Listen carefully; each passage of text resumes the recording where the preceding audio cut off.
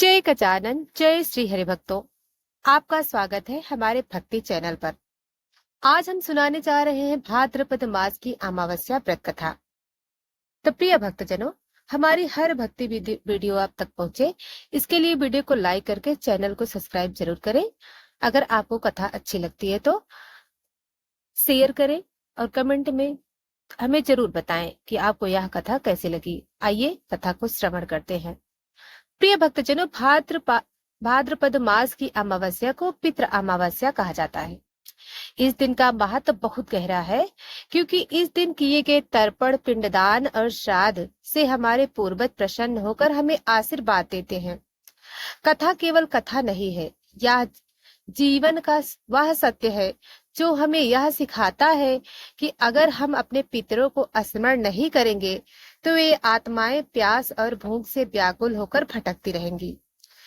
तो भक्तों, आप सभी इस कथा को श्रद्धा के साथ सुनिए और अंत तक जुड़े रहिए, क्योंकि कथा के बाद हम आपको बताएंगे पूरी पूजा विधि और पितृ तर्पण का रहस्य, जिसे जानकर आपका जीवन धन्य हो जाएगा। तो आइए आरंभ करते हैं कथा को। प्राचीन काल की बात है। एक नगर में विष्णुदत्त नाम का एक व्यापारी रहता था। वह बहुत धनी था। सोने, चांदी, अनाज, पशु और गाड़ियों से भरा हुआ, परंतु उसके मन में दया, धर्म और करुणा का अभाव था। वह कभी किसी को दान नहीं देता, ना ही ब्राह्मणों को भोजन कराता और ना ही पितरों के लिए श्राद्ध व तर्पण करता।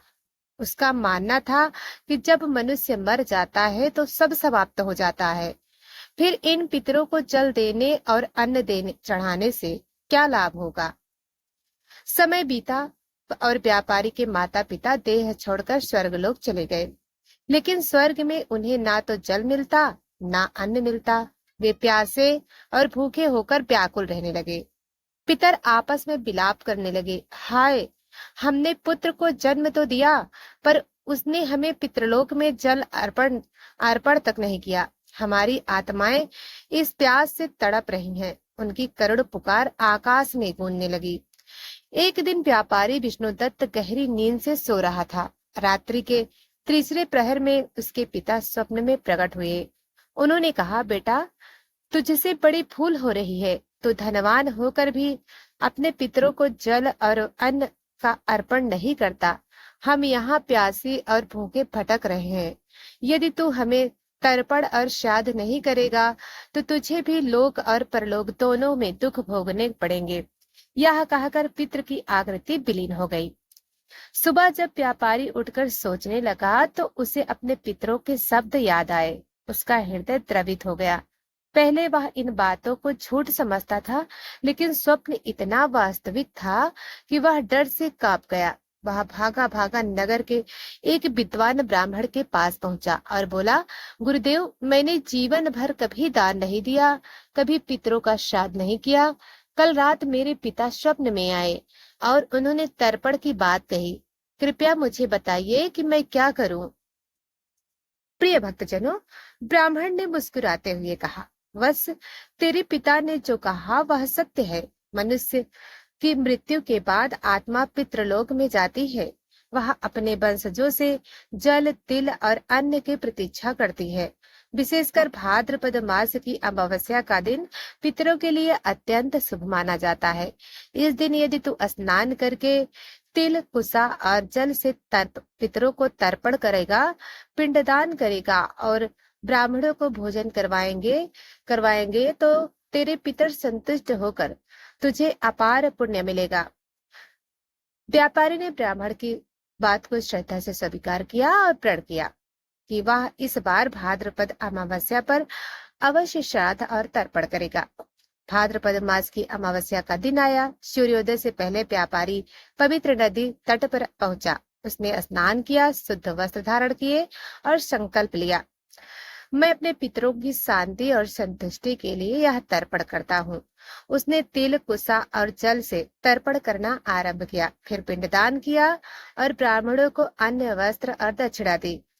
जैसे ही व्यापारी ने विधि पूर्वक तर्पण किया, वैसे ही उसके पितर स्वर्गलोक में तृप्त हो उठे। उन्हें जल और अन्न प्राप्त हुआ। उनके चेहरे पर तेज फैल गया।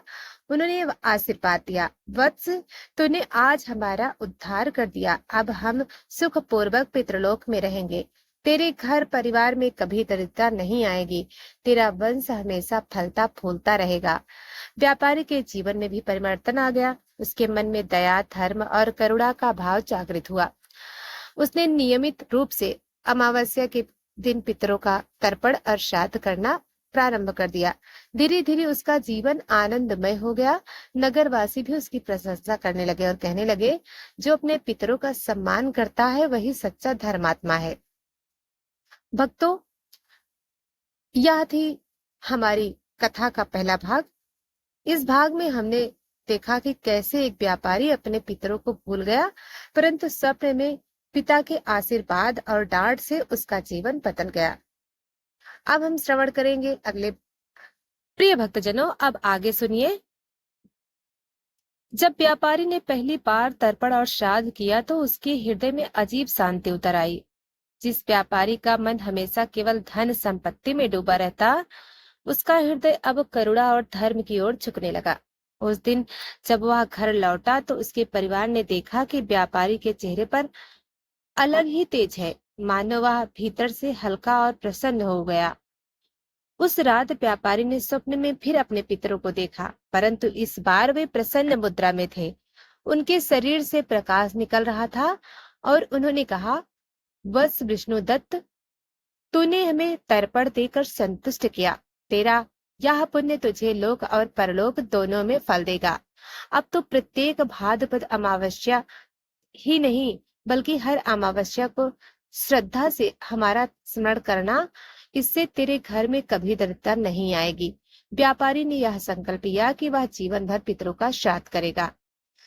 अगली बार जब अमावस्या आई तो व्यापारी ने नदी तट पर ही विधि पूर्वक श्राद्ध करने का निर्णय लिया। भक्तों, शास्त्रों में कहा गया है कि नदी, सरोवर या गंगा, यमुना के तट पर किया गया तर्पण पितरों को सहस्त्र गुना तृप्त करता है। इसलिए व्यापारी ने तिल, कुसा और जल से तर्पण किया। उसने कुसा के आसन पर बैठकर अपने पितरों के नाम का उच्चारण करते हुए जल अर्पित किया। वह बार बार कहता, ओम पितृभ्यः सदा, और कुसा में जल प्रवाहित करता। फिर व्यापारी ने पिंडदान किया।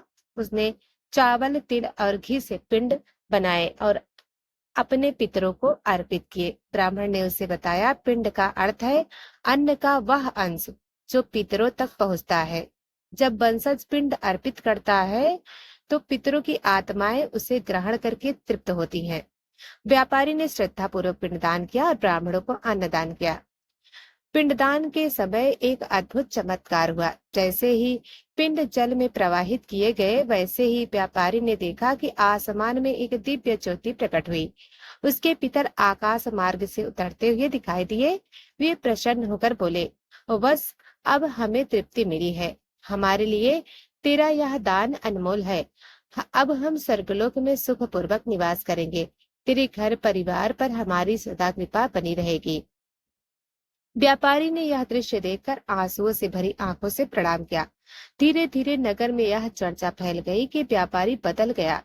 वह पहले स्वार्थी और दानहीन था, पर अब हर अमावस्या को वह पितरों का तर्पण करता है और ब्राह्मणों को भोजन कराता है। नगर के लोग उससे प्रेरणा लेने लगे। कई लोग जो पहले श्राद्ध और तर्पण को व्यर्थ समझते थे, उन्होंने भी इस परंपरा को अपनाया। प्रिय भक्तजनों,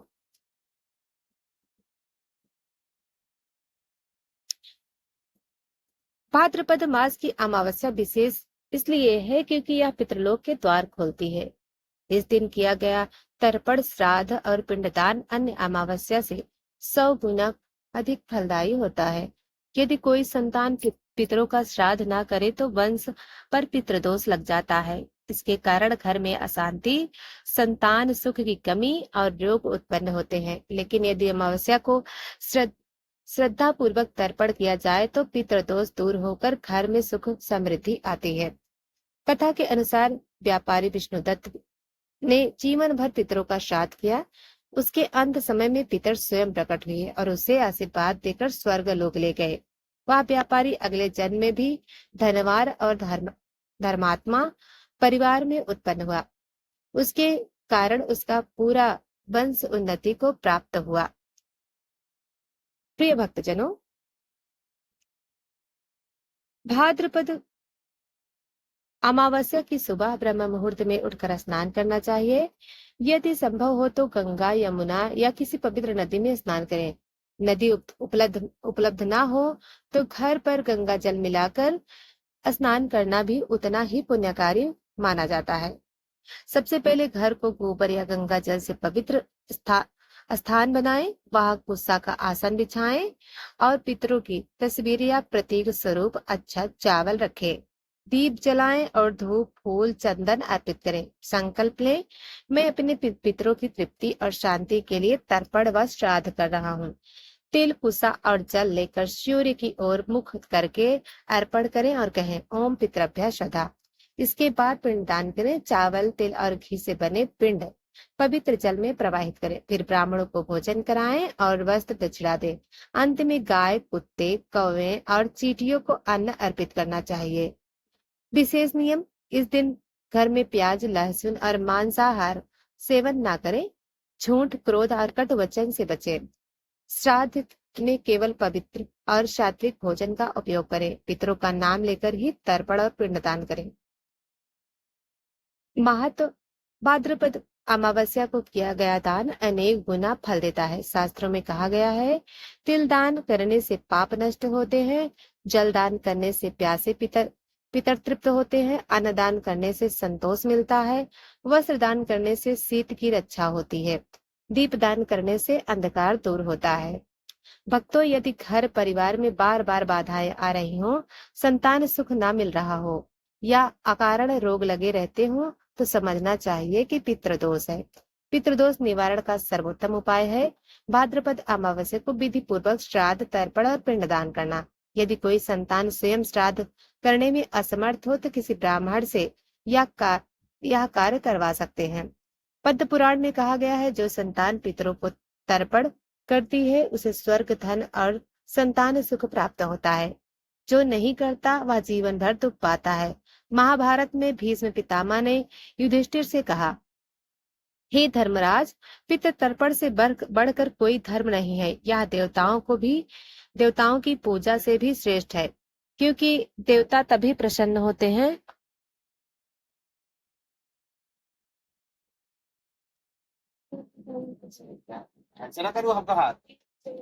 भक्तों, यह दिन केवल पितरों को स्मरण करने का नहीं, बल्कि अपने जीवन को कृतज्ञता से भरने का अवसर है।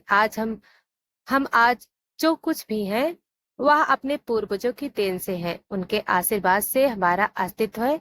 इसलिए हर भाद्रपद अमावस्या को हमें अपने पितरों का स्मरण, तर्पण और श्राद्ध अवश्य करना चाहिए।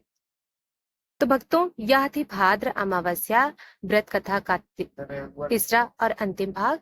हमने इस भाग में सीखा कि कैसे इस दिन श्रद्धा, तर्पण, श्राद्ध, तर्पण और दान करना चाहिए।